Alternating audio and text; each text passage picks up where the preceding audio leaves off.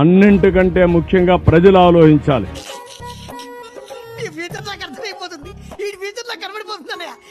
Show చేసి ఒక్క వ్యక్తికి ఒక పాకెట్ భోజనం ఇచ్చారండి. ఒక వ్యక్తిని పరామర్శించారండి. ఒక వ్యక్తిని సపోర్ట్ చేయగా చేశారండి. ప్రపంచంలోని అంత నికృష్టుడు కూడా ఉండడరా. కరెక్ట్, ఇది కరెక్ట్ గా చెప్పావయ్యా. ఆ పేపర్ ఉంది, రాయొచ్చు కదా పాజిటివ్ గా. చెప్పు తీసుకొట్టండి సార్. ఏంటివన్నీ వికృతమైన చేష్టలు, పనికిరాని చేష్టలు, ఎక్కడ పెట్టుకోవాలో అర్థమైతుందా? ఇవన్నీ. అందుకే నేను చెప్పాను ఎస్కోబార్ అని.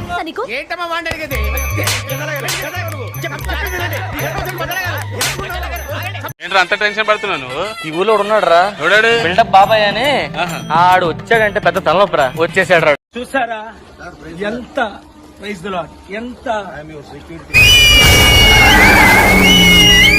సూపర్.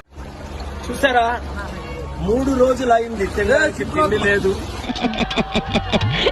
ఎంత ఘోరం జరిగిపోయిందిరా.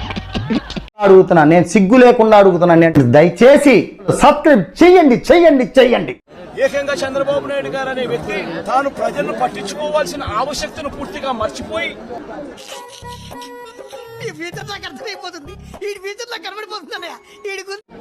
కక్ష సాధింపుల మీదనే ధ్యాస పెడతా ఉన్నాడు తప్ప గవర్నెన్స్ మీద ఏం చెయ్యాలి అన్న దాని మీద కదా. మరి అంత ఓవర్ ఏంట్రా నువ్వు? ఓవర్ అంటే ధ్యాస లేకనే ఇది మ్యాన్ మేడ్ ఫ్లడ్ కింద ఇంత భీకరంగా తయారైన ఫ్లడ్ ఇది.